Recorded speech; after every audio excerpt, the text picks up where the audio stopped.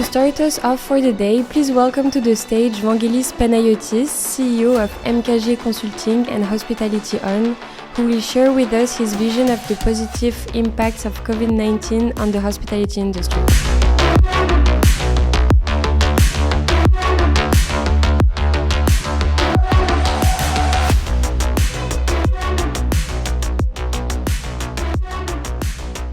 Bonjour à tous. Good morning. The jingle is very nice. We'll be able to dance before beginning to speak. So welcome this morning. We're very happy to be here. We have a lot of people present. You know that our vision of the world at MKG and Hospitality Home, we want hospitality to prosper throughout the years. So we are trying to federate you, helping you think about the consensus. Nobody holds the truth with a capital T. And without going into the details, I wanted to share a few thoughts with you to open the session.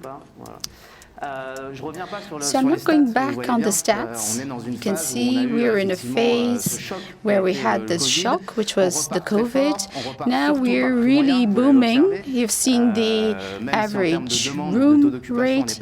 In terms of occupancy rate, we're not too far behind. So there was this chaos. There was a very strong rebound.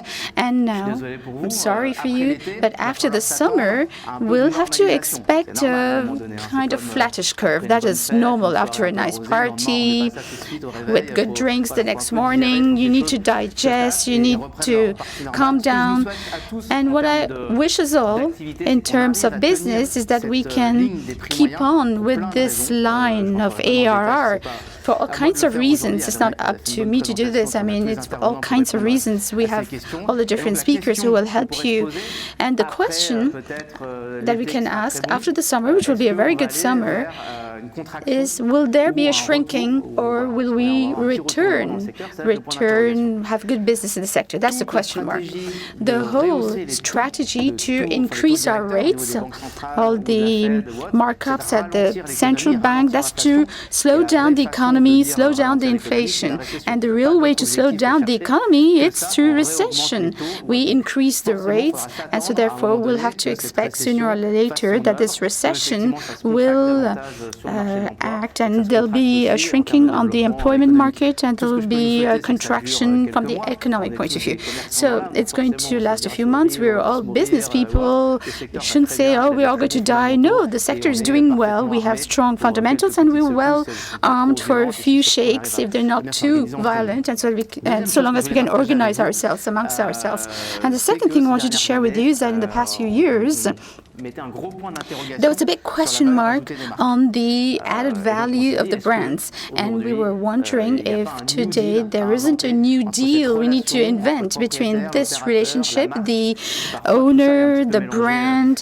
Sometimes all this is a big confusion. A lot of owners, those who have the equity, you know my best slogan, the golden rule is the person who sets the rules, you know. So those who set the rule, well, they're wondering whether they need a brand at this place for this asset, or can we do things differently? So what I wanted to show you is when we prepare the statistics on the development of the offer, we see that the brands are developing in a significant way. And we'd like to oppose the Western world and the BRICS. Let's take the Western world and the United States. The annual average is plus 4% for the development of the offer, and the supply is quite mature. So these are large volumes that are developing year after year. 2023, 2024, there's a slight slowdown, but because of the COVID beforehand. And if I add our Asian friends, well, they had also gone through a slowdown. So the growth of the supply in the world is increasing by 4 to 6% on an average annually.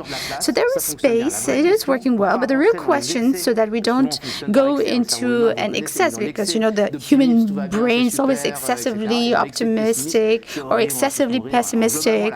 So the reality is between the two. There are contrasts. In some cases, there is a need of added value from certain brands, from the networks. There are different brands. You have soft brands, different types of contracts. And so we have to see how we can recreate a new deal for this part, the added value when you're an operator, an investor, or when you're a pure operator, pure player. And I'm not going to mention them. You know my Greek origins, and I'm very happy that we've managed to digitalize the pity of Delft. It is called ChatGPT. So we're going to ask it a small question. Hey, ChatGPT, give me short bullet points of key trends in hospitality in 2023. So personalize, customize the experience, sustainable development, they are very important to set up efficient energies, all that is renewable. And third point, technological integration, which is crucial for hospitality in 2023. So the smart technology, virtual reality, augmented experience with the new Apple, augmented reality, we could have a mix. Now, ChatGPT might have inspired some discussions and might have brought you some good responses. So don't forget the cocktail. We want to meet you this evening. And now let's go on to data. Thank you and have a nice day.